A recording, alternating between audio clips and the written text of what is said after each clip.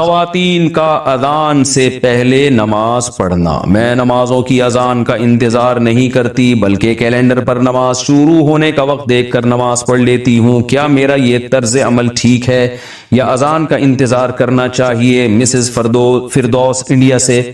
جی آپ نماز پڑھ لیں، کیلنڈر پہ دیکھ کے نماز ہو جائے گی۔ اذان کا انتظار خواتین کے لیے ضروری نہیں ہے۔ البتہ فجر کی جو صبح صادق کا جو نقشہ ہے نا، اس میں اختلاف ہے۔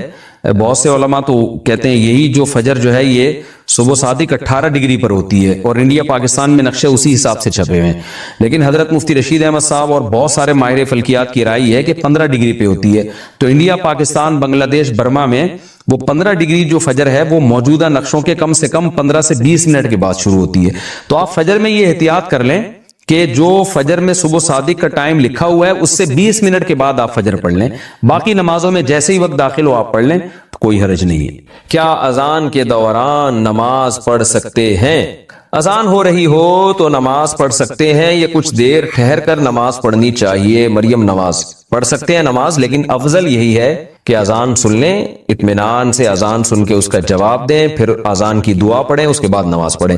رسول اللہ صلی اللہ علیہ وسلم نے فرمایا کہ جب مؤذن اذان کہے تو فقولوا مثل ما قال المؤذن، تو وہی الفاظ دہرایا کرو جو مؤذن کہہ رہا ہے۔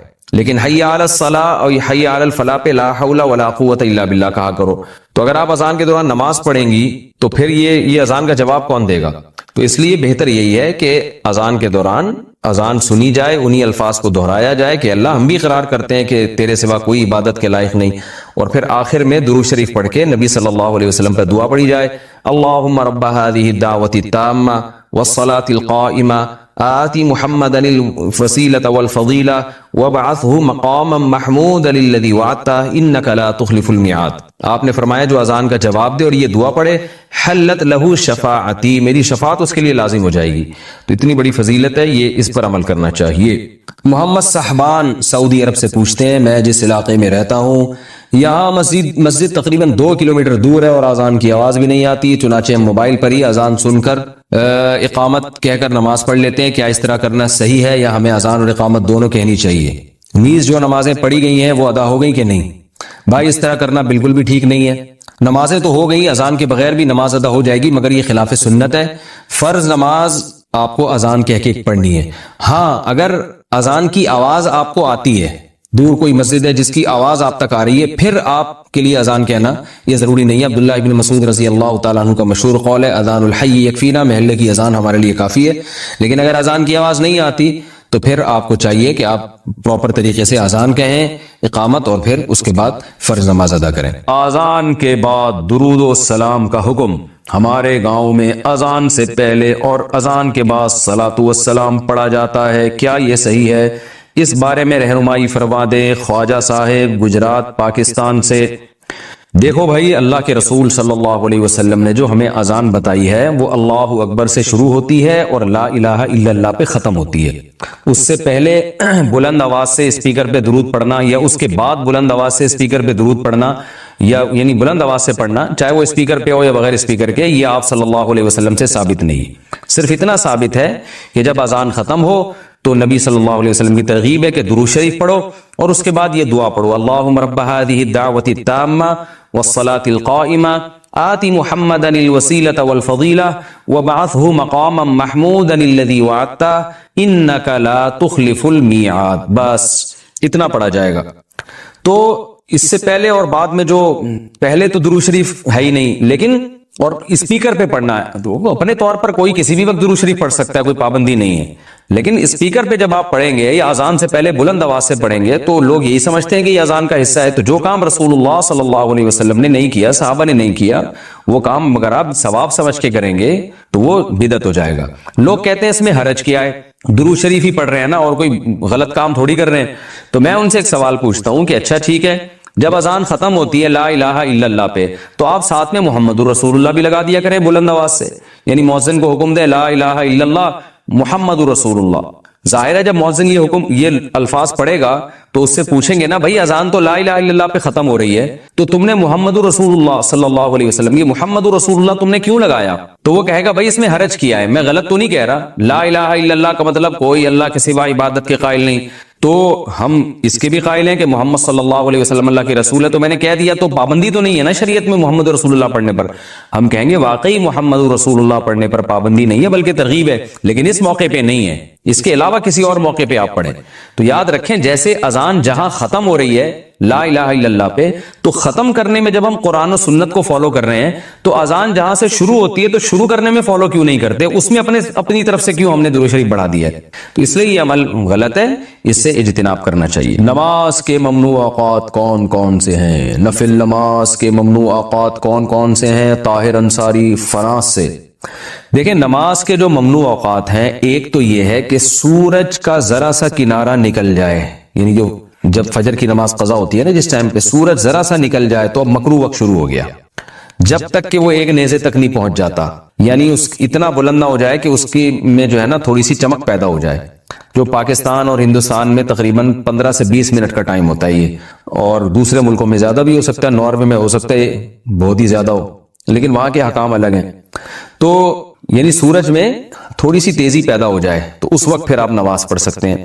دوسرا مکروہ وقت ہے جب سورج بالکل سر پہ پہنچ جائے، جس کو زوال کا وقت کہتے ہیں، تو یہ تقریباً 10 منٹ کا ہے. یعنی اگر ٹائم لکھا ہے نا زوال کا وقت 12:30 تو سمجھ لیں کہ 12:25 سے 12:35 تک مکروہ وقت ہے، یعنی 5 منٹ پہلے اور 5 منٹ بعد میں. اور جب سورج غروب ہونے لگتا ہے تو جب غروب ہونے کے قریب پہنچ جائے گا، یعنی غروب ہونے سے ہندوستان پاکستان میں تقریباً 15 سے 20 منٹ پہلے، جب اس میں کی تیزی میں کمی پیدا ہو جائے، یعنی سورج کی چمک باقی نہ رہے، تو غروب ہونے سے 15-20 منٹ پہلے تک یہ ایسا ہوتا ہے، تو اس وقت بھی مکروہ وقت شروع ہو جاتا ہے. اس وقت بھی کوئی نماز نہیں پڑھ سکتے جب تک سورج مکمل غروب نہ ہو جائے.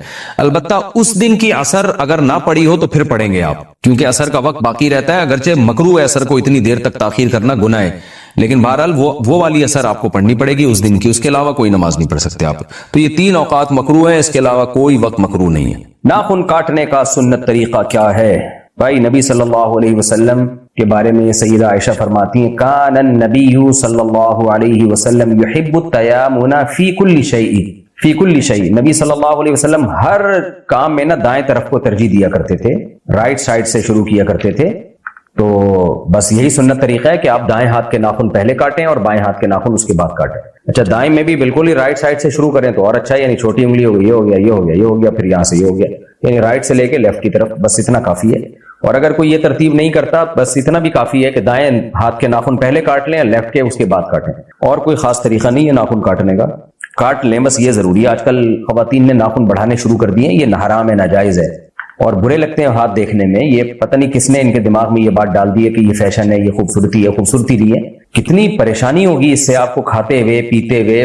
سالن ہے اس میں ناخن ڈوب رہے ہیں، ہر جگہ کی بورڈ استعمال ہو رہا ہے کمپیوٹر کا، تو اس میں ناخن آپ کو، اس میں جو ہے ناخن ٹینشن کا ذریعہ بن رہے ہیں. تو اپنے آپ کو عذاب میں نہیں ڈالنا چاہیے. اور گناہ الگ ہے، گناہ ایک الگ ہے اس میں. تو ناخن کاٹنے میں انسان کی زینت ہے، ناخن بڑھانے میں زینت نہیں ہے. تو ناخن بڑھانے میں اگر کوئی خاتون یہ سمجھتی ہے کہ زینت ہوگی تو یہ تغییر خلق اللہ ہے، اللہ کی تخلیق کو بگاڑنا ہے، یہ مستقل ایک جرم ہے. اس سے نماز بھی مکروہ ہوتی ہے اور عبادتیں بھی مکروہ ہو جاتی ہیں. تو اللہ سے ڈرنا چاہیے. نبی صلی اللہ علیہ وسلم نے حکم دیا ہے ناخن کاٹنے کا. بالوں کے بدلے میں برتن لینا کیسا ہے؟ کیا مطلب بالوں کے بدلے میں برتن لینا؟ یہ سمجھ سے بالا تر ہے. میرا خیال ہے بعض لوگ بال بیچ رہے ہیں، اپنے برتن لے رہے ہیں، واللہ عالم یہ سوال ہی سمجھ میں نہیں آیا. بہرحال یہ جائز نہیں ہے، اپنے جسم سے نکلے والی چیزوں کو بیچ کے کوئی چیز حاصل کرنا جائز نہیں ہے. نفل نماز کب نہیں پڑھنی چاہیے؟ 3 ٹائم ہے نفل نماز کے مکروہ ہونے کے. ایک سورج نکلتے ہوئے تقریباً 15-20 منٹ تک آپ کو ٹھہرنا پڑے گا، جب سورج 1 میٹر تک بلند جب تک نہیں ہو جاتا. اور ایک جب زوال کا وقت ہوتا ہے، سورج بالکل ٹاپ پر ہوتا ہے، یعنی ظہر سے پہلے کا وقت. اور ایک جب سورج غروب ہونے لگے، یعنی غروب آفتاب سے 15-20 منٹ پہلے کا جو وقت ہوتا ہے، جس میں سورج 1 نیزہ بلند ہوتا ہے. تو یہ سارے اوقات مکروہ وقت ہیں. اسی طرح فجر کی نماز کے بعد یا اور عصر کی نماز کے بعد نفل پڑھنا بھی مکروہ ہے، البتہ قضا نماز پڑھ سکتے ہیں اس میں. کیا شیطان ہمارے دل کی بات جان سکتا ہے؟ قرآن کہتا ہے انہ یراکم ہوا وقبیلہ من حیث لا ترونہم. بہت سی چیزوں پہ شیطان ایسی چیزوں پہ مطلع ہوتا ہے جہاں سے ہمیں پتہ بھی نہیں ہوتا. ہم نہیں شیطان کو دیکھ رہے ہوتے اور وہ ہمیں دیکھ رہا ہوتا ہے. تو اللہ تعالیٰ نے شیطان کو اختیار دیا ہے دل کے اندر وسوسے ڈالنے کا. تو یہ بات تو ثابت نہیں ہے کہ ہر دل میں جو بھی خیال آ رہا ہے اس پہ بھی شیطان مطلع ہوتا ہے. یہ تو صرف اللہ کا خاصہ ہے کہ ہمارے دل میں کوئی وسوسہ بھی آتا ہے تو اللہ جانتا ہے. لیکن اتنی بات ضرور ہے کہ بہت سی باتیں ہمارے دل کی خیالات شیطان کو پتہ ہوتے ہیں اور وہ خیالات کو چینج کرنے کی طاقت بھی رکھتے ہیں. طاقت اس سینس میں کہ وسوسے ڈال دیتا ہے. چینج تو ہم خود ہی کرتے ہیں, ارادے خود ہی بدلتے ہیں, لیکن وہ وسوسے ڈالتا ہے اور برائی کو اچھائی اور اچھائی کو برائی بنا کے دکھاتا ہے. اتنی طاقت ہے. باقی یہ کہ ہر بات دل کی جانتا ہے, یہ کہیں ثابت نہیں ہے شریعت میں. اتنا اختیار اللہ ہی کے پاس ہے, کسی اور کے پاس یہ نہیں ہے. ماں کی وراثت اولاد میں کس طرح تقسیم ہوگی؟ جیسے باپ کی وراثت ہوتی ہے ایسے ہی ماں کی وراثت, کہ بیٹے کو دگنا اور بیٹی کو اس کا آدھا ملے گا. اگر بیوی پردہ نہ کرے تو شوہر کو کیا کرنا چاہیے؟ محبت سے سمجھانا چاہیے اس کو, یہی کر سکتا ہے اس زمانے میں, اور کیا کرے گا. باقی یہ ہے کہ اگر پہلے سے پردہ کرتی تھی اور شادی ہی اس بیس پہ ہوئی ہے, پھر تو شوہر سختی بھی کرے اس کے اوپر. پہلے محبت سے سمجھائے, نہیں مانے تو پھر سختی کرے, کیونکہ یہ ایک طرح کا دھوکہ ہے شوہر کے ساتھ. اور اگر پہلے سے پردہ نہیں کرتی تھی تو بھائی پھر آپ نے کیوں کی شادی اس سے؟ جب آپ نے کی ہے تو اب آپ برداشت کرو. اب آپ محبت سے تبلیغ ہی کر سکتے ہو اس کو, اب سختی نہیں کر سکتے آپ, کیونکہ سختی کے پھر سائیڈ افیکٹ زیادہ ظاہر ہوں گے. وہ کہہ سکتی ہے کہ اگر آپ کو پردہ کرانے کا اتنا ہی شوق تھا تو آپ پردے دار سے کر لیتے. یہ وہ طنز کر سکتی ہے آپ کے اوپر, ہوگی تو وہ گناہگار ہی بے پردگی سے. لیکن اب آپ کیسے اس کو سمجھاؤ گے؟ تو اب آپ پھر یہی کرو گے کہ آپ اس کو آرام سے محبت سے سمجھائیں, تبلیغ میں لے کے جائیں. شوہر خود نہ سمجھائے, کسی بزرگ کے اللہ والے کے بیان میں لے جایا کرے. اکثر خواتین اپنے شوہر کی بات کو ویلیو نہیں دیتی ہیں, کہتی ہیں یہ میں کیا سمجھے, کون آیا میں سمجھانے والا بھائی, تو اس لیے کوئی اور سمجھائے. کیا مجاہد کے لیے داڑھی کاٹنا جائز ہے؟ داڑھی کاٹنا کسی کے لیے بھی جائز نہیں ہے, البتہ موت کا خطرہ ہو, کوئی ایسا مسئلہ ہو اپنی یا اپنے ساتھیوں کی موت کا, تو اس کی گنجائش ہو سکتی ہے وقتی طور پر, کیونکہ اپنی جان بچانے کے لیے تو اللہ نے خنزیر کھانے کی اجازت دی ہے, تو ایسی مجبوری کے حکام الگ ہیں. لیکن نارملی کسی کے لیے بھی داڑھی کاٹنا جائز نہیں ہے.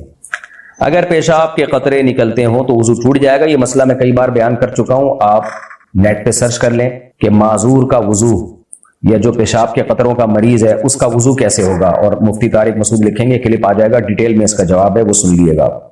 اگر عورت نے ٹی شرٹ پہنی ہو اور بڑی چادر لے کر نماز پڑھے تو نماز ہو جائے گی. اگر بڑی چادر لے لی اس نے اپنے اوپر جس سے سر بھی ڈھک گیا, پوری باڈی بھی ڈھک گئی ہے, تو نماز ہو جائے گی. لیکن خواتین کے لیے ٹی شرٹیں پہننا ٹھیک نہیں ہے. ایسا چس لباس جس سے جسم کے اعضاء جو ہے ان کا جو ابھار ظاہر ہوتا ہو, یہ ٹھیک نہیں ہے, جائز نہیں ہے, گناہ ہے.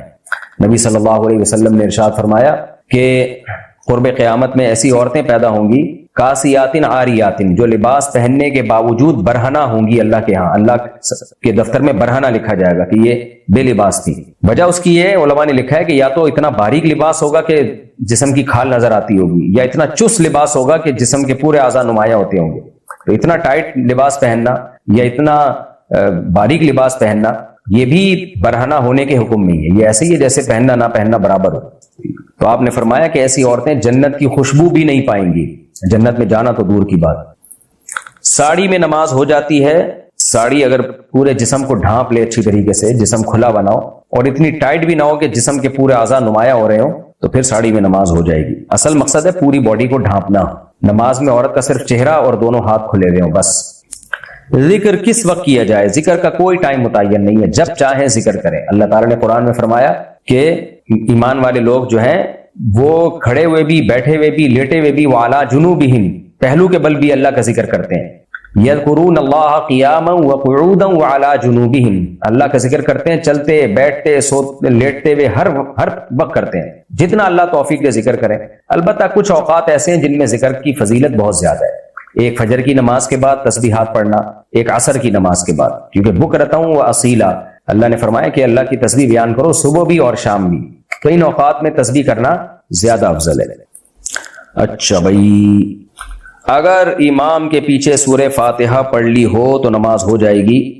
احناف کے نزدیک یہ جائز نہیں ہے کیونکہ صحیح حدیث کی مخالفت ہے. نبی صلی اللہ علیہ وسلم نے فرمایا من کان لہ امام فقراءۃ الامام لہ قراءۃ, جس شخص کا کوئی امام ہو تو امام کی قراءت مقتدی کے لیے کافی ہے. اور جہری نماز میں تو یہ عمل جائز ہی نہیں ہے. وجہ اس کی ہے, یعنی سری نماز میں بھی اس حدیث کی وجہ سے ہم کہتے ہیں کہ امام نے قراءت کر لی تو مقتدی کو قراءت کی ضرورت نہیں ہے. اور جو جہری نماز ہے اس میں تو قرآن کی صاف آیت موجود ہے, اذا قرئ القرآن فاستمعوا له وانصتوا لعلکم ترحمون, کہ جب قرآن کی تلاوت کی جائے تو خاموشی سے سنو اور خاموش رہو, غور سے سنو اور خاموش رہو تاکہ تم پر رحم کیا جائے. اب بعض لوگ کہتے ہیں تلاوت تو ادھر کئی جگہ پہ ہو رہی ہوتی ہے, کیا وہاں سب خاموش ہو جاتے ہیں؟ یا امام تلاوت کر رہا ہوتا ہے, بعض لوگ پیچھے سنتیں پڑھ رہے ہوتے ہیں, وہ حرام کام کر رہے ہوتے ہیں. دیکھیں اس آیت کا مطلب یہ نہیں مطلق تلاوت مراد نہیں ہے, یہ وہ تلاوت جو آپ کو سنانے کے لیے کی جا رہی ہے. اس تلاوت کا سننا واجب ہے. جیسے خطبے میں تلاوت ہوتی ہے وہ جو خطبے میں بیٹھے ہوئے لوگ ہیں ان کو سنانے کے لیے کی جاتی ہے تو ان پر واجب ہے کہ وہ خاموشی سے سنیں. اسی طرح نماز میں جو امام تلاوت کرتا ہے مقتدیوں کو سنانے کے لیے کرتا ہے تو جو مقتدی ہیں ان پر واجب ہوگا کہ وہ اس قرات کو خاموشی سے سنیں. تو اس میں علی الاطلاق تلاوت داخل نہیں ہے کہ کہیں بھی کوئی قرآن کی تلاوت لگی ہوئی ہو. اسپیسیفک وہ تلاوت جو بنیت اسماع ہو جس میں مقصد سننا سنانا ہو. تو یہ نماز کی جو حیت ہے جو مقتدی ہوتے ہیں ان پر ہوتی ہے. مثال کے طور پر اگر کوئی امام قرات کر رہا ہے نماز پڑھا رہا ہے اور آپ اس نماز میں نہیں ہیں تو پھر آپ پر لازم نہیں ہے اس قرات کو سننا. آپ اپنا کوئی بھی کام کر سکتے ہیں اور لوگ کر رہے ہوتے ہیں, لاؤڈ اسپیکر پہ تلاوت چل رہی ہوتی ہے, لوگ اپنے کاموں میں مشغول ہوتے ہیں تو اس پر یہ آیت منطبق ہی نہیں ہوتی. تبھی روایات سے ہمیں یہ ملتا ہے کہ بعض نے کہا یہ خطبے کے بارے میں, بعض نے کہا یہ نماز کے بارے میں. تو ان کے جامع بات یہی ہے کہ جہاں بھی سنانے کی نیت سے تلاوت ہوگی اور وہ محفل ہوگی تلاوت کی تو ان پر لازم ہوگا کہ وہ خاموشی سے سنیں, دائیں بائیں لوگوں پہ واجب نہیں ہوتا. تو اس آیت کی روشنی میں امام حنیفہ کی یہی رائے ہے اور بہت مضبوط رائے, اور یہی رائے عبداللہ بن مسعود رضی اللہ تعالیٰ عنہ کی بھی تھی کہ جہری نماز میں تو بالکل ہی جائز نہیں ہے امام کے پیچھے قرات کرنا, اور جو سری نماز ہے اس میں بھی افضل یہی ہے کہ تلاوت نہ کی جائے اس حدیث کی بیس پر کہ جس کا کوئی امام ہو تو امام کی قرات مقتدی کے لیے کافی ہے. باقی جو مشہور حدیث پیش کی جاتی ہے کہ من لم یقرأ بفاتحۃ الکتاب لا صلاۃ لہ او کما قال صلی اللہ علیہ وسلم, جو سورہ فاتحہ نہیں پڑھتا اس کی نماز نہیں ہوتی.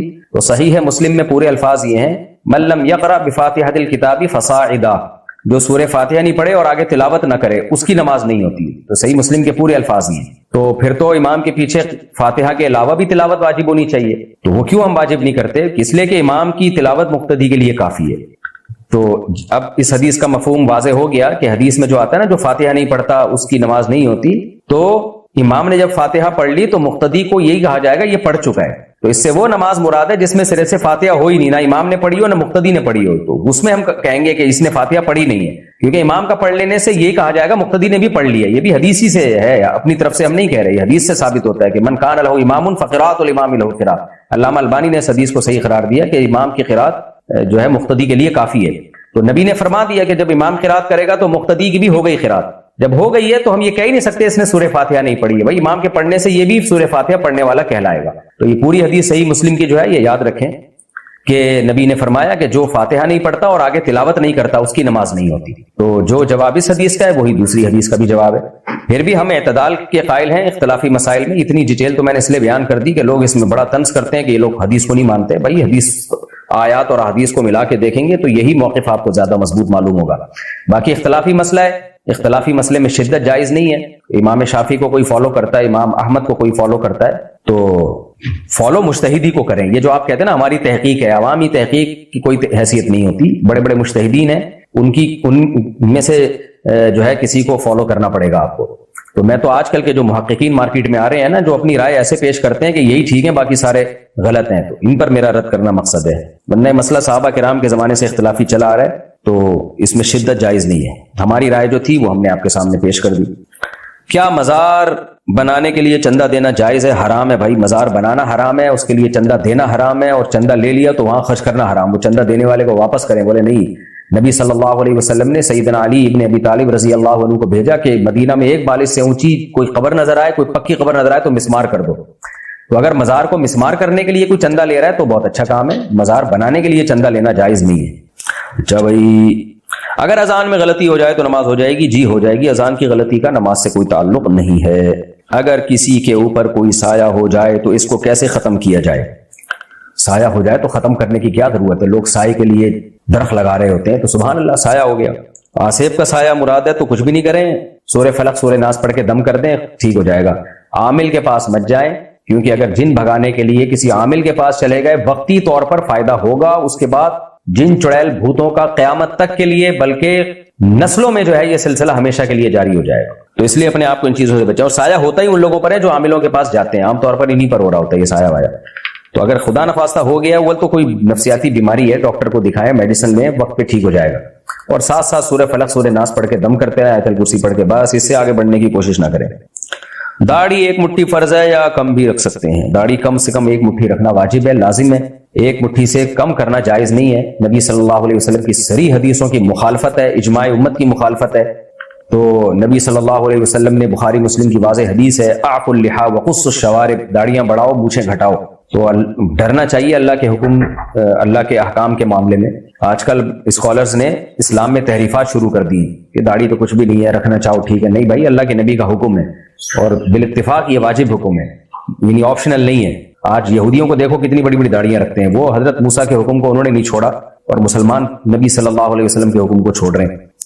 اللہ تعالیٰ توفیق دے۔ سینما ہال میں ٹکٹ بیچنا، پیزا بیچنا کیسا ہے؟ سینما ہال میں ٹکٹ کی آمدن تو حرام ہے کیونکہ وہ تو فلم کا ٹکٹ ہے، باقی پیزا بیچنے کی جو آمدن آئے گی وہ آمدن حلال ہے کیونکہ پیزا کھلا کے پیسے لے رہا ہے نا۔ اب قطع نظر اس سے کہ کھلا کس کو رہا ہے، فلم دیکھنے والوں کو کھلا رہا ہے کسی اور کو کھلا رہا ہے، یہ کام ہے تو نامناسب۔ سینما گھر میں جا کے نہ ان لوگوں کو انٹرٹین کریں، کوئی اچھا کام تھوڑی کر رہے ہیں یہاں بیٹھ کے۔ لیکن بہرحال پیزے کی آمدن آئے گی تو آمدن کو حرام نہیں کہا جا سکتا، یا جو سینما ہال میں بیٹھ کے بوتلیں بیچ رہے ہوتے ہیں ان کی آمدن بہرحال حلال ہے، البتہ نامناسب ضرور ہے۔ اس بہانے آپ سینما گھر میں بھی جاؤ گے، پھر آپ پہ بھی نظر پڑے گی ان فوسٹ چیزوں پہ، اسکرین پہ، تو ایسی برائی کی جگہوں پہ جانے سے ایوائڈ کرنا چاہیے۔ استخارے کا سنت طریقہ کیا ہے؟ استخارے کا سنت طریقہ یہ ہے کہ آپ 2 رکعت پڑھیں خشوع و خضوع کے ساتھ، اس کے بعد اللہ سے ہاتھ اٹھا کے دعا مانگیں، پہلے اللہ کی حمد و ثنا کریں، پھر پیغمبر صلی اللہ علیہ وسلم پہ درود پڑھیں، پھر یہ دعا پڑھیں، اللہم انی استخیرک بعلمک واستغفرک واستقدرک بقدرتک واسألک من فضلک العظیم فإنک تعلم ولا اعلم وتقدر ولا اقدر انت علام الغیوب۔ اللہم ان کنت تعلم، اے اللہ اگر تو جانتا ہے ان ھذا الامر خیر لی، کہ یہ والا کام تیرے علم میں میرے لیے بہتر ہے، تو اس کام کا تصور کر لے، فقدرہ لی ویسرہ لی، اللہ اس کو مقدر کر دے اور میرے لیے اس کو آسان کر دے، ثم بارک لی فیہ، پھر اس کام میں میرے لیے برکت بھی دے دے، وَإِن كُنْتَ تَعْلَمْ، اور اگر تیرے علم میں یہ بات ہے، ان ھذا الامر شر لی، یہ والا کام میرے لیے نقصان دہ ہے، فی دینی و معاشی و عاقبت امری، میرے دین کے معاملے میں بھی، میری دنیا کے معاملے میں بھی اور انجام کے لحاظ سے بھی، کہ یہ کام اگر میرے لیے نقصان دہ ہے، فَاصْرِفْهُ عَنِّي وَاصْرِفْنِي عَنْهُ، اس کو مجھ سے ہٹا دے، مجھے اس سے ہٹا دے، ثُمَّ اقْدُرْ لِي الْخَيْرَ حَيْثُ كَانَ، اور جہاں خیر ہو وہ کام پھر مقدر کر دے، ثُمَّ أَرْضِنِي بِهِ، پھر مجھے اس پہ خوش بھی رکھ، راضی بھی رکھ، یعنی ان كنت تعلم ان هذا الامر خیر لی فی دینی و معاشی و عاقبت امری، اگر بہتر ہے دین دنیا اور آخرت یعنی انجام کے اعتبار سے تو مقدر کر دے، اور اگر بہتر نہیں ہے تو ہٹا دے۔ تو یہ دعا مانگنی ہے، اگر آپ کو یاد ہو جائے ٹھیک ہے، نہیں تو بہتی زیور، تسہیل بہتی زیور کے نام سے جامع الرشید نے چھاپی ہے، بہت آسان کر کے، وہ کتاب خرید لیں، اس میں یہ دعائیں لکھی ہوئی ہیں، استخارے کا طریقہ اور دعا بھی لکھا ہوا ہے، وہ پڑھ لیں بس۔ اس کے بعد نہ کوئی سونا ثابت ہے حدیث سے اور نہ کوئی اللہ کی طرف سے سگنل آئیں گے، بس دعا ہے، کرنا وہی ہے جو سمجھ میں آ رہا ہے، تو اللہ کی مدد انشاءاللہ شامل حال ہو جائے گی اس میں۔ سگریٹ بنانا جائز ہے، مکروہ ہے، ناپسندیدہ ہے، کوئی اچھا کام کرنا چاہیے، لوگوں سٹوں پہ لگا رہے ہو، تو ہر جائز کام کرنے کا نہیں ہوتا، جائز اس سینس میں ہے کہ حرام نہیں ہے، کیونکہ سگریٹ نشے میں شامل نہیں ہے، البتہ صحت کو خراب کرنے والی چیز ہے، تو اللہ تعالیٰ نے ہمیں حکم دیا ہے کہ اپنی آپ کو اپنے ہاتھوں سے ہلاکت میں مت ڈالو۔ ہاں تو چونکہ فوراً کوئی نقصان نہیں ہوتا، اس لیے حرام کے درجے میں نہیں، اس لیے مکروہ کے درجے میں ہے، تو سگریٹ بنانا مکروہ ناپسندیدہ ہے، حرام کہنا مشکل ہے اس کو، لیکن ناپسندیدہ بہرحال ضرور ہے، اس کی آمدن حرام نہیں کہلائے گی، ہاں ناپسندیدہ کہلائے گی، اور مشورہ یہی دیا جائے گا، تاکید یہی کی جائے گی کہ چھوڑ کے کوئی اور کام کر لیں، آپ لوگوں کو ایک فضول کام پہ مت لگائیں جس کا بہرحال 10 15 20 سال کے بعد جا کے بہت زیادہ نقصان ظاہر ہوتا ہے۔ کیا غسل میں آنکھ کے اندر پانی لے کر جانا ہے یا اوپر سے ہی دھو لینا ٹھیک ہے؟ بھائی اوپر سے ہی دھو لیں، آنکھ کے اندر پانی لے جانا ضروری نہیں ہے۔ عامر شیخ انڈیا سے، اگر کسی دیوار پر مزار کی تصویر لگی ہو تو اس کے سامنے نماز پڑھنا کیسا ہے؟ نماز تو ہو جائے گی مگر مزاروں کی تصویریں نہ لگائیں دیواروں پر۔ خواتین پیشانی پر سے ہلکے جو بال ہوتے ہیں وہ صاف کروا سکتی ہیں؟ جی کروا سکتی ہیں۔ اگر قادیانی مسلمانوں کی مسجد میں نماز پڑھتا ہو تو اس کو روکنا ضروری ہے، اس نیت سے اس کو پڑھنے دیں کہ آرام سے اس کو محبت سے تبلیغ کریں گے، بیانات میں بٹھائیں گے، تو اس نیت سے پڑھنے دیں، لیکن اگر آپ دیکھ رہے ہیں کہ کوئی فتنہ کر رہا ہے، کوئی تبلیغ کر رہا ہے، تو پھر ایکشن لینا چاہیے۔ الکوہل والی دوا پینا کیسا ہے؟ جائز ہے، الکوہل دوا میں ہو، اگر ضرورت کی وجہ سے ہو تو بقدر ضرورت پی سکتے ہیں، اگر دوا کی نیت سے ہو، اور یعنی نشہ مقصد نہ ہو، اس سے لذت لینا مقصد نہ ہو، ضرورت ہو تو ہے۔ یہ دانت سے ناخن کاٹنا کیسا ہے؟ انتہائی احمقانہ قسم کی حرکت ہے، اس سے جرم بھی جاتے ہیں پیٹ کے اندر، بری حرکت ہے یہ۔ عبد الباری صاحب انڈیا سے، ایک گاؤں ہے جس میں مسلمان بہت کم ہیں، تو ایک دن ایسا ہوا کہ عصر کی نماز میں کوئی نہیں تھا، امام صاحب نے اکیلے نماز شروع کر دی، جب 2 رکعت پڑھ چکے تھے تو پیچھے تو لوگ آ کر کھڑے ہو گئے، تو امام صاحب کو پتہ چل گیا، امام صاحب نے زور زور سے اللہ اکبر بولنا شروع کر دیا اور انہوں نے امام صاحب کے پیچھے نماز پڑھ لی. کیا اس طریقے سے نماز ہو جاتی ہے؟ جی ہو جاتی ہے. اگر کبھی ایسا ہونا امام نماز پڑھ رہا ہو اکیلے اور پیچھے کوئی بندہ آ کے کھڑا ہو جائے تو امام کو چاہیے اس کی نیت کر لے اور پھر زور سے تکبیرات کہنا شروع کر دے. تو امام نے جو زور سے تکبیرات کہیں اس کی علامت ہے کہ انہوں نے امامت کی نیت کر لی تھی.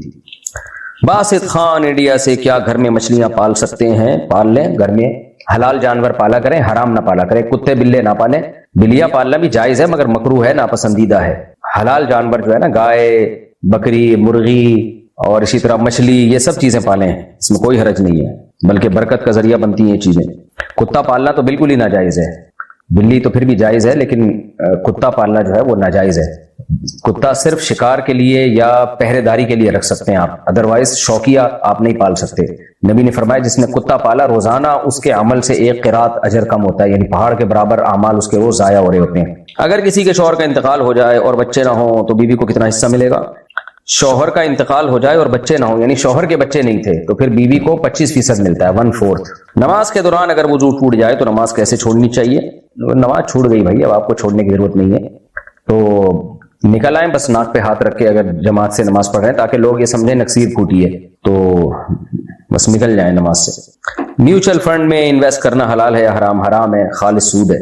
کیا بیوہ عورت مہندی لگا سکتی ہے؟ جی لگا سکتی ہے. عدت کے دوران نہیں لگا سکتی, عدت کے بعد جو چاہے کرے وہ. عدت کے اندر کوئی زینت اختیار نہیں کی جا سکتی. مفتی صاحب میں امریکہ میں رہتی ہوں, آپ نے ایک سیشن میں مسئلہ بتایا کہ پورے جسم کا ویکس کرانا جائز ہے. ہمارے ہاں مسلمان لڑکیاں پارلر جاتی ہیں اور پورے جسم کا ویکس کرواتی ہیں جس میں ان کو یعنی دوسری لڑکیوں کے سامنے, تو کیا اس طریقے سے ویکس کروانا جائز ہے کہ غیر مسلم عورت کے سامنے اپنا لباس اتار دے؟ حرام ہے, ناجائز ہے بھائی. پوری باڈی کا ویکس کرانا جائز ہے, خود کریں. اپنی باڈی اپنے شوہر کے علاوہ کسی کے سامنے عورت اس طرح سے کھول نہیں سکتی. غیر مسلم عورت کے سامنے کھولنا تو اور زیادہ گناہ ہے, مسلمان عورت کے سامنے بھی جائز نہیں ہے. تو یہ بیوٹی پارلرز میں برائی ہو رہی ہے, اس کو روکنا چاہیے. اپنے جسم کسی کے سامنے نمایاں کرنے کی شرعاً اجازت نہیں ہے, حرام ہے. فارکس ٹریڈنگ حلال ہے یا حرام؟ جائز نہیں ہے. آج کل جس طرح سے فارکس ٹریڈنگ ہو رہی ہے, دیکھیں کرنسی کا کرنسی پہ دونوں طرف سے قبضہ ضروری ہے. اس طرح گولڈ جب آپ خریدتے ہیں تو قبضے میں لیے بغیر آگے بیچ نہیں سکتے, یہ اصول ہے. پرائز بانڈ کے بارے میں کیا حکم ہے؟ یہ بھی ناجائز ہے, حرام ہے پرائز بانڈ. اس کی ڈیٹیل میں تفصیل سے بتا چکا ہوں, اس کے ناجائز ہونے کی کیا دلیل ہے. اللہ کے نام والے کاغذات یا اخبارات کو جلانا کیسا ہے؟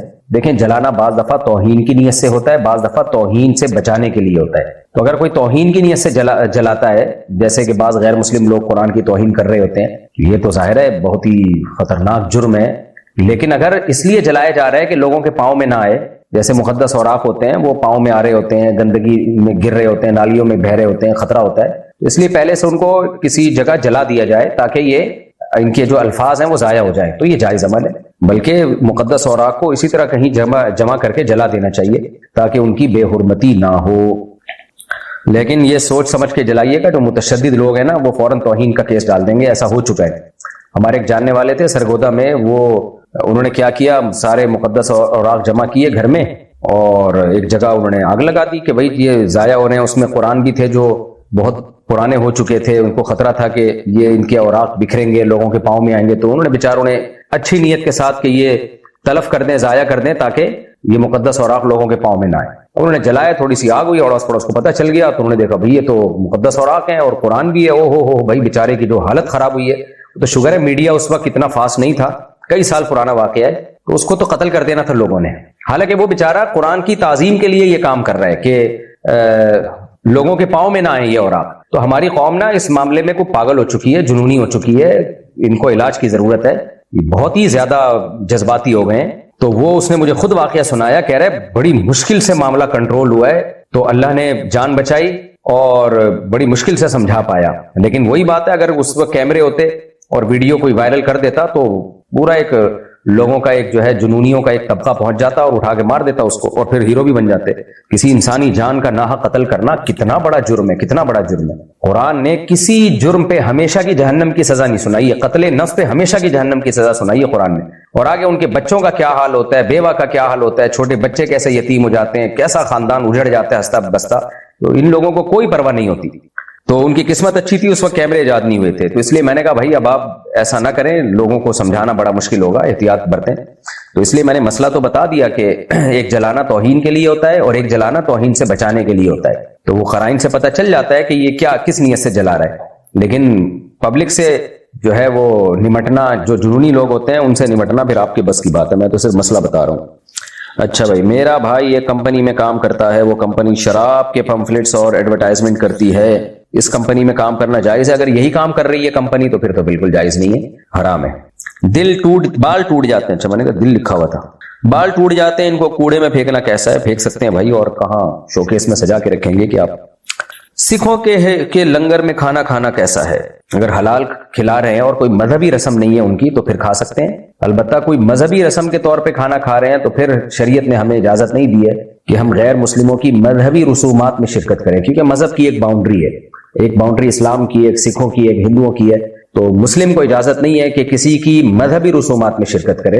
ہاں ویسے آپ ان کے جو دعوتیں ہیں ان میں اگر وہ حلال کھلا رہے ہیں، یعنی جیسے گوشت ہے، کسی مسلمان نے ذبح کیا جانور، یا کسی مسلمان قصائی سے گوشت خریدا ہے، یا سبزی کھلا رہے ہیں، وہ تو ویسے ہی جائز ہے، گوشت میں حلال حرام کا مسئلہ آتا ہے تو پھر جائز ہے آپ کے لیے، جو ان کے ویسے ایونٹ ہوتے ہیں اس میں کوئی بے حیائی نہ ہو تو جائز ہے، لیکن مذہبی رسم کے طور پر جو لنگر ونگر ہوتا ہے وہ جائز نہیں ہے کھانا۔ نسوار رکھنے کا کیا حکم ہے؟ کہاں رکھنا چاہتے ہیں آپ نسوار؟ ڈسٹ بن میں رکھنا چاہتے ہیں تو ثواب ہے، الماری میں رکھنا چاہتے ہیں تو جائز ہے، منہ میں رکھنا چاہتے ہیں تو جائز تو وہ بھی ہے لیکن کراہت کے ساتھ، ناپسندیدگی کے ساتھ، جیسے پان گٹکا یہ سب چیزیں ناپسندیدہ ہیں، حرام نہیں ہے۔ گٹکا تو خیر بری چیز ہے، ناجائز ہے کیونکہ اس سے تو منہ کا کینسر ہوتا ہے، لیکن پان ناجائز نہیں ہے مگر نامناسب ہے، اور نسوار کے بھی سائیڈ افیکٹ بہت ہیں، پان سے زیادہ ہے نسوار کے سائیڈ افیکٹ، تو اس کی عادت پڑ جاتی ہے، لت پڑ جاتی ہے۔ پھر جو نسوار استعمال کرتے ہیں عام طور پہ، سب کی بات میں نہیں کر رہا، وہ جگہ جگہ پھینکی بھی ہوتی ہے، جیسے پان والوں کو دیکھو جگہ جگہ پیک پھینکی بھی ہوتی ہے، گند کیا ہوا ہوتا ہے انہوں نے، تو ایسے نسوار کی پھٹکیاں وضو خانوں میں نظر آ رہی ہوتی ہیں، آدمی کو کراہیت ہوتی ہے، اس لیے اس سے پان ہو گیا، نسوار ہو گیا، اس سے ایوائڈ کرنا ہی بہرحال بہتر ہے، باقی حرام نہیں ہے۔ میرے شوہر نے مجھے طلاق نہیں دی ہے لیکن 6 سال سے مجھ سے کوئی بات بھی نہیں کی، میں 6 سال سے اپنی امی کے گھر پہ رہ رہی ہوں اور وہ آئندہ بھی بات نہیں کریں گے، تو کیا میں دوسری کا شادی کر سکتی ہوں؟ ان سے طلاق لے کے شادی کر لیں، اور اگر وہ طلاق نہیں دیتے تو آپ کورٹ میں کیس کریں کہ بھائی میں اپنے شوہر کے ساتھ رہنا چاہتی ہوں، تو یا تو شوہر مجھے لے کر جائیں، مجھ سے بات چیت کریں، یا مجھے چھوڑ دیں، دونوں میں سے ایک کام کریں۔ کورٹ شوہر کو بلائے گی، بولے گی بھائی یا تو لے کے جاؤ عزت سے رکھو، یا عزت سے چھوڑ دو، ان کو طلاق دے دو۔ شوہر پھر بھی آمادہ نہ ہو، نہ طلاق دے رہا ہے نہ گھر لے جا رہا ہے، تو پھر کورٹ کو یہ رائٹ حاصل ہے کہ وہ خود سے ڈیورس دے سکتی ہے، اس کو تنسیخ نکاح کہتے ہیں، یہ ایسی صورت میں یہ جائز ہے۔ آج کل جو ہو رہا ہے وہ تو ناجائز ہی ہو رہا ہے کہ کوئی وجہ نہیں ہوتی، بس کورٹ نے کھلا پکڑا دیا، وہ ٹھیک نہیں ہے۔ آپ کا جو ویلڈ کیس ہے 6 سال ہو گئے اور شوہر نہ رکھ رہا ہے نہ چھوڑ رہا ہے، تو ایسی صورت میں اس طرح سے آپ کورٹ سے اپنا نکاح ختم کرا سکتی ہیں، پھر جہاں چاہے شادی کریں آپ۔ ایک شخص جو اعلانیہ حرام کھاتا ہے وہ کبھی کبھی امامت بھی کرتا ہے، کیا اس کے پیچھے نماز پڑھ سکتے ہیں؟ نماز ہر ایک کے پیچھے ہو جاتی ہے جب تک عقیدہ شرکیہ نہ ہو اور اسلام سے نکلا ہوا نہ ہو بندہ، البتہ اپنے اختیار سے ایسے شخص کو امام بنانا جائز نہیں ہے، تو آپ کو چاہیے کہ اگر آرام سے وہ امامت سے ہٹ سکتا ہے، کوئی نیک امام آ سکتا ہے تو آپ لے آئیں، لیکن اگر بہت لڑائی جھگڑے پھڈوں فتنوں کا ڈر ہے تو پھر جماعت نہ چھوڑیں، مجبوراً اسی کے پیچھے نماز پڑھ لیں۔ مدثر صاحب میرٹھ سے، نجاست خفیفہ میں یہ کیا لکھا ہے بھائی؟ وضاحت کر دیں، دامن کلی تخت وغیرہ میں تعین کیسے کریں گے؟ پتہ نہیں کیا لکھا ہوا ہے، ربع ثوب، یہ ثوب نہیں ذوق لکھا ہوا ہے، ربع ثوب، اس کو غلط لکھا ہوا ہے، یہ شاید ہمارے کمپوزر کی غلطی ہے۔ ربع ثوب کا مطلب ہوتا ہے 1/4، کپڑے کا کوئی بھی پارٹ اگر 1/4، جو حلال جانور ہے نا ان کا پیشاب نجاست خفیفہ ہے، نجس ہوتا ہے مگر ہلکے درجے کا نجس ہوتا ہے، حلال جیسے گائے، اونٹ، بکری، ان کا جو پیشاب ہے یہ کم درجے کا ناپاک ہوتا ہے، تو اگر 2-4 چھینٹیں لگ جائیں، چند چھینٹیں پڑ جائیں یا تھوڑا سا کپڑا ناپاک ہو جائے تو نماز ہو جائے گی، لیکن دھونا چاہیے اس کو، کوئی اچھی بات نہیں ہے اس کو ایسے ہی آپ نماز پڑھ لیں، لیکن ہو جائے گی۔ تو ربع ثوب کا مطلب یہ کہ آپ کے کپڑوں کا کوئی بھی پارٹ ہے، جیسے یہ آستین ہے، اس کا 1/4 25% اگر پہ پیشاب لگ گیا تو اب نماز نہیں ہوگی، 25% سے کم لگ گیا تو ہو جائے گی۔ تیرا شلوار ہے اس میں اگر، یا ایک پنڈلی ہے یہاں تک، اس کا ربع، یعنی جو باڈی کے مختلف پارٹ ہے نا آپ کے، جیسے یہاں سے یہاں تک ایک حصہ ہے، یہاں سے یہاں تک ایک حصہ ہے، یہ بازو ہے، تو اس کا 1/4 اگر ناپاک ہوگا تو آپ کے لیے نماز پڑھنا جائز نہیں ہوگا، اور 1/4 سے کم ہوگا تو نماز ہو جائے گی، لیکن اچھا کام نہیں ہے، پیشاب لگ جائے تو اس کو فوراً دھو لیا کریں۔ البتہ جو حرام جانور ہیں، بلی، کتا وغیرہ، ان کا تو نجاست غلیظہ ہے، یعنی تھوڑا سا بھی اتنا بھی اگر لگ گیا نا جیسے ہتھیلی کی گہرائی کے برابر تو نماز نہیں ہوگی، اس سے کم میں ہو جائے گی۔ مفتی صاحب، جس وقت اہل حدیث عصر کی اذان دیتے ہیں اس وقت ظہر کا وقت باقی ہوتا ہے یا نہیں؟ دیکھیں، اہل حدیث جس وقت عصر کی نماز پڑھتے ہیں جس کو ہم مثل اول کہتے ہیں، تو وہ نماز بھی صحیح حدیث سے ثابت ہے، حضرت جبریل میں نماز عصر کا جو وقت بتایا، مشہور جو حدیث جبرائیل ہے اس بارے میں، اس میں یہ بتایا کہ اذا صار ظل کل شیء مثلہ، جب ہر چیز کا سایہ ایک گنا ہو گیا، یعنی زوال کے سائے کے علاوہ، مراد اس سے یہی ہے زوال کے سائے کے علاوہ، تو اس وقت نبی صلی اللہ علیہ وسلم نے عصر پڑھی ہے۔ اسی وجہ سے جمہور امت کا یہی رائے ہے کہ جب ہر چیز کا سایہ ایک مثل ہو جائے گا تو عصر کی نماز پڑھنا اس وقت جائز ہوگا۔ امام ابو حنیفہ رحمہ اللہ تعالیٰ کا ایک قول یہ بھی، اور آپ کے جو ساتھی ہیں ابو یوسف اور امام محمد، ان کی کا یہی قول ہے کہ جب ہر چیز کا سایہ ایک مثل ہو جائے تو عصر کی نماز کا ٹائم شروع ہو جاتا ہے، جس کو عصر شافی کہتے ہیں۔ البتہ دیگر دلائل کو بھی اگر ساتھ میں ملایا جائے تو اس سے پتہ چلتا ہے کہ ہر چیز کا سایہ دو مثل ہو جائے تو عصر پڑھنی چاہیے۔ ان میں صحیح بخاری صحیح مسلم کی حدیث ہے، نبی صلی اللہ علیہ وسلم نے فرمایا تم سے پہلی امتیں جو ہے ان کی اور میری امت کی مثال ایسے ہے کہ یہودیوں نے فجر سے لے کے ظہر تک کام کیا، اجر ایک قرات ملا، اور عیسائیوں نے ظہر سے لے کے عصر تک کام کیا، ان کو اجر ایک قرات ملا، اور میری امت نے عصر سے لے کے مغرب تک کام کیا اور اجر 2 قرات ملا۔ پھر آپ نے فرمایا عامل قلیلا و اجر کثیرا، میری امت نے عمل تھوڑا کیا، اجر ڈبل ملا۔ تو اب یہ حدیث جب بھی فٹ بیٹھتی ہے کہ جب عصر کو مثل ثانی پہ مانا جائے، ورنہ اگر مثل اول پہ اثر ہوتی ہے نا تو ظہر اور عصر اور مغرب کا ٹائم سیم ہو جاتا ہے، تو یہ مثال فٹ نہیں بیٹھتی۔ اور بھی دیگر احادیث ہیں جس سے پتہ چلتا ہے کہ عصر میں تاخیر افضل ہے۔ تو اس لیے احناف کا جو صحیح قول ہے وہ یہی ہے کہ اگر کوئی مثل اول پہ نماز پڑھ لیتا ہے جو جس پہ اہل حدیث پڑھتے ہیں، تو بھی نماز ہو جائے گی، اس کی عصر کی نماز اس کی ویلڈ ہوگی، کیونکہ حدیث جبریل ہے، صحیح حدیث موجود ہے۔ افضل یہ ہے کہ وہ مثل ثانی پہ پڑھے، تو تاکہ اس طرح سے تمام حدیثوں میں تطبیق ہو جاتی ہے، تو افضل یہی ہے۔ تو اب سعودی عرب میں تو ہم جاتے ہیں تو جماعت کی وجہ سے اب مثل اول پہ ہی نماز پڑھ رہے ہوتے ہیں، یہ افضل ٹائم ہے کہ تاخیر سے پڑھی جائے لیکن اول وقت میں ہو جائے گی۔ اب اس سے یہ پتہ چلتا ہے کہ ظہر کو بہرحال آپ کو مثل اول سے پہلے پڑھ لینا چاہیے، کیونکہ ظہر کی نماز جو ہے وہ مثل اول تک لے کے جانا، جبکہ جمہور امت کے نزدیک اس میں عصر کا ٹائم داخل ہو چکا ہوتا ہے، تو یہ نماز کے بہرحال احتیاط کے خلاف ہے کہ آپ ظہر کو ایسے وقت تک ڈیلے کر دیں جس میں پوری امت میں جمہور اور اس میں صحیح حدیث بھی ہے وہ یہ کہہ رہی ہے کہ ظہر کا وقت قضا ہو گیا ہے۔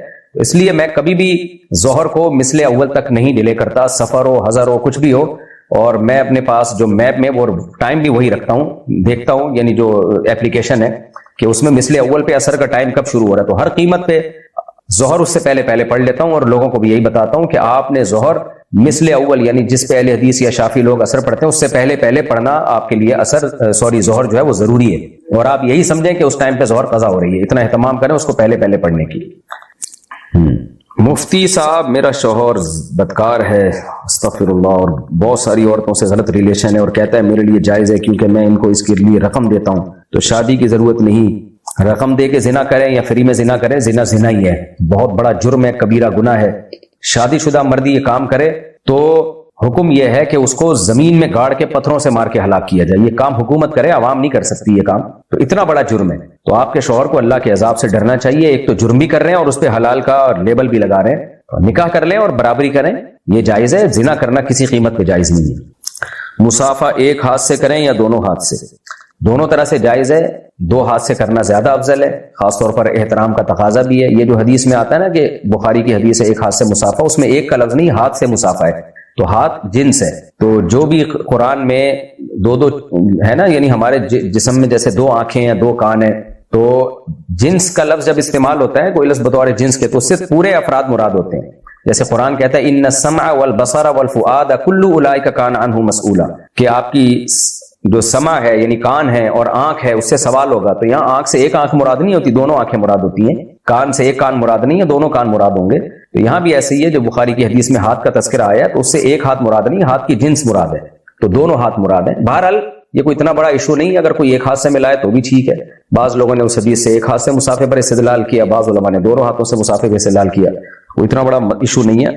ادب کا تقاضا بہرحال یہی ہے کہ جب کوئی بڑا آپ کی خدمت میں آتا ہے تو آپ دونوں ہاتھوں سے مصافحہ کریں، اور صحابہ کرام کے جو احوال تھے نبی صلی اللہ علیہ وسلم سے محبت کے، اس کا تقاضا بھی یہی تھا کہ صحابہ کرام تو اپنے جسد کو نبی صلی اللہ علیہ وسلم کے جسد اطہر سے ٹچ کرنے میں بہت سکون محسوس کرتے تھے، محبت کا اظہار اس طرح سے کیا کرتے تھے۔ اس پہ بہت ساری احادیث ہیں، تو یہ ممکن نہیں ہے کہ نبی ایک ہاتھ سے مصافحہ کر رہے ہیں اور صحابہ بھی ایک ہاتھ سے، وہ تو چاہیں گے جس قدر ہمارا ہاتھ نبی صلی اللہ علیہ وسلم کے ہاتھ سے مس ہو سکتا ہے ہم اس کو مس کریں۔ آج اگر سید الانبیاء صلی اللہ علیہ وسلم آ جائیں اور مصافحے کے لیے ایک ہاتھ بڑھائیں تو آپ سوچیں کہ آپ کیا ایک ہاتھ سے کریں گے؟ ظاہر ہے ہم تو آپ کے جسد اطہر سے اپنے ہاتھوں کو ٹچ کرنا اس سے بڑی ہمارے لیے کیا سعادت ہوگی. تو اسی طرح بڑوں کا بھی احترام ہے, خاص طور پہ جب آپ بڑوں سے ملتے ہیں تو 2 ہاتھ سے مصافحہ کیا کریں. ادب کا یہی تقاضا ہے, باقی کوئی 1 ہاتھ سے کرتا ہے وہ بھی جائز ہے, کوئی اتنا بڑا مسئلہ نہیں ہے یہ جتنا بڑا بنا لیا گیا ہے. چماٹا جب مارے تو 1 ہاتھ سے مارا کریں, یہ پیچھے پھڈا ہونا, چماٹا مارے تو 2 ہاتھ سے نہیں, 1 ہی لگائے. موسیٰ علیہ السلام نے 1 چماٹا مارا تھا اور بندے کا, کیونکہ 2 ہاتھ سے ماریں گے نا تو وہ زور نہیں لگے گا. مصافحہ 2 ہاتھ سے کریں, چماٹا 1 ہاتھ سے, اپنی ذمہ داری پہ. حضرت موسیٰ علیہ السلام نے جو فرعونی کو نہیں لگایا تھا, 1 لگایا تھا, وہ مری گیا, حالانکہ آپ کی نیت مارنے کی نہیں تھی. سوچو جب مارنے کی نیت ہوتی تو کیا ہوتا اس کا. تو اگر کبھی پھڈا ہو جائے تو چماٹے وماٹے نہ مارا کریں, پولیس کو بتایا کریں, لیکن اگر مارنا پڑ جائے کسی ضرورت سے 1 ہاتھ سے. مصافحہ 2 ہاتھ سے, چماٹا 1 ہاتھ سے. اچھا خیر, اپنی ذمہ داری پہ, کیونکہ اس کو بھی اللہ نے ہاتھ دیا ہے, وہ بھی پھر 1 ہاتھ سے ہی لگائے گا. ہم لوڈو گیم کھیلتے ہیں, شرط کیا لکھا بھائی, شرط پر کہ جو ہارے گا وہ کھانا کھلائے گا. کیا یہ کھانا حلال ہے حرام؟ حرام ہے بھائی جان, شرط لگا کے کھیلنا حرام ہے, اور اس پہ جو پیسہ ملتا ہے وہ بھی حرام ہے. مفتی صاحب, میں کافروں کے گاؤں میں رہتا ہوں, میرے لیے داڑھی رکھنا بہت مشکل ہے, لیکن میں نے داڑھی رکھی ہوئی ہے. یہاں پر سب ایک دوسرے کو رام رام کہتے ہیں, تو کیا میں بھی ان کے بڑے بزرگوں کو جاتے ہوئے رام رام کہہ سکتا ہوں؟ اگر میں ان کو رام رام نہیں کہتا تو میرے بارے میں باتیں کرتے ہیں. آپ کو داڑھی رکھنے نہیں دے رہے میرے بھائی, اور مذہبی رسم پر مجبور کر رہے ہیں, تو آپ پر واجب ہے کہ وہ علاقہ چھوڑ دیں, کسی ایسے علاقے میں رہیں ہندوستان میں جہاں آپ مذہب پر پورے طور پر عمل کر سکیں. اور جب تک ممکن نہیں ہے, جان کا خطرہ ہے یا سخت تکلیف کا خطرہ ہے, تو توبہ استغفار کرتے رہیں, اللہ تعالیٰ سے دعا مانگتے رہیں کہ اللہ حالات درست کر دے ہندوستان کے. ہندوستان کہنے کو سیکولر کنٹری ہے, تو بھائی جب سیکولر ہے تو آپ لوگوں کو مذہبی آزادی دو, عیسائی بھی آزاد ہو. دیکھو پاکستان میں تو آزاد ہے. میں گیا تھا نا بلوچستان, میں نے پورا ولاگ بنایا کہ کیسے ہندوؤں کے مندر یہاں پر آزادی سے کھلے ہوئے ہیں, ہندو جا رہے ہیں اپنے مندروں میں عبادت کر رہے ہیں, سکھ اپنی عبادت گاہوں میں جاتے ہیں, عیسائی چرچ میں جاتے ہیں, مسلمان مسجد میں جاتے ہیں. ایک حالانکہ ہم اسلامی کنٹری ہیں, ہم سیکولر نہیں ہیں. پاکستان ایک اسلامی کنٹری ہے, پھر بھی ہم نے کتنی آزادی دی ہے, کیونکہ اسلام آزادی دیتا ہے. اور انڈیا سیکولر کہتا ہے اپنے آپ کو. سیکولرزم کی تو بیس ہی اس پر ہے کہ سب آزاد ہیں, اور پھر آپ مسلمانوں کو مجبور کر رہے ہو رام رام کہیں, مسجدیں گرا رہے ہو. آئے دن ہم ویڈیوز دیکھ رہے ہیں. یہ بہت جو انڈیا میں جو مودی کی گورنمنٹ ہے اسی کے یہ کرتوت ہیں.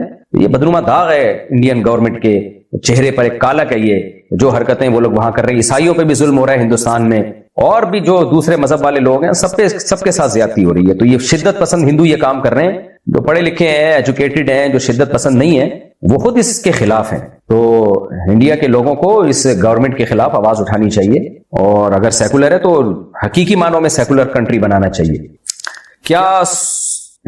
کیا سنی ہوتے ہوئے بھی ہم یہ عقیدہ رکھ سکتے ہیں کہ حضرت علی پہلے خلیفہ ہیں؟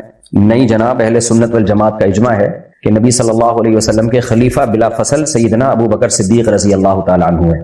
یہ سنی اہل سنت والجماعت کے بنیادی عقیدوں میں سے یہ عقیدہ ہے. تو باقی حضرت علی رضی اللہ تعالیٰ عنہ کے فضائل اپنی جگہ, آپ داماد رسول ہیں, آپ پر تینوں خلفاء نے اعتماد کیا, آپ میدان جنگ کے میدان میں ہمیشہ آگے آگے رہے ہیں, آپ کی بہادری مسلم ہے. اور پھر جو سیاسی اختلافات میں آپ نے جس تحمل کا مظاہرہ کیا, اور جو آپ کی سخاوت اور آپ کا علم, حضرت مسروق الاجدع بہت بڑے تابعی ہیں, وہ کہتے ہیں اللہ نے نبی صلی اللہ علیہ وسلم کی علوم کو 6 صحابہ میں بند کیا, جن میں خلفائے راشدین 4 اور 5ویں عبداللہ بن مسعود اور ابو دردہ رضی اللہ تعالیٰ عنہ, اور ایک اور صحابی ہیں غالباً عبداللہ بن عباس. تو پھر فرمایا کہ ان 6 کے علوم کو اللہ تعالیٰ نے 2 صحابہ میں بند کیا, عبداللہ بن مسعود اور حضرت علی رضی اللہ تعالیٰ عنہ, یعنی چونکہ انہیں سب کے علوم اللہ نے ان کے سینوں میں رکھے ہیں. تو سیدنا علی رضی اللہ تعالیٰ عنہ کا علم میں, فقاہت میں, اقضاہم علی, سب سے بہترین فیصلہ کرنے والے علی رضی اللہ عنہ. اور سب سے بڑی بات یہ کہ نبی نے جس کو اپنی بیٹی خود دی ہو, اور کیا فضیلت رہ گئی بھائی. اور پھر نبی صلی اللہ علیہ وسلم کی نسل جو چلی ہے, آپ کی جو اولاد چلی ہے, وہ سیدنا علی سے چلی ہے. یہ بہت بڑے فضائل ہیں, لیکن کسی ایک کی فضیلت میں مبالغہ کر کے دوسرے کی فضیلت کو گھٹا دینا یہ بھی ناانصافی ہے. تو سیدنا ابو بکر رضی اللہ تعالیٰ عنہ کی جو فضیلت ہے وہ سب سے زیادہ ہے. اس پر بیانات میں کر چکا ہوں, علماء کے بیانات موجود ہیں. اور آپ نبی صلی اللہ علیہ وسلم نے آپ کو آخری وقت میں اپنے مسلح پہ زبردستی کھڑا کیا ہے, زبردستی, کہ نہ ابو بکر ہی ہوں گے, نہ ابو بکر کے علاوہ کوئی نہیں. تو یہ نہیں ہو سکتا کہ سیدنا علی سے محبت میں ہم سیدنا ابو بکر کا مقام گرا دیں. حضرت علی سے محبت ہمارے ایمان کا حصہ ہے, ہمارے ایمان کا جزو ہے, اور سیدنا ابو بکر سے محبت بھی ہمارے ایمان کا جزو ہے. تو اہل سنت والجماعت کا یہ اجماعی عقیدہ ہے کہ آپ صلی اللہ علیہ وسلم کے پہلے خلیفہ, خلیفۃ بلا فصل, یہ حضرت ابو بکر ہے, اس کے بعد عمر ہیں, اس کے بعد عثمان ہیں, اس کے بعد علی ہیں رضی اللہ عنہم اجمعین.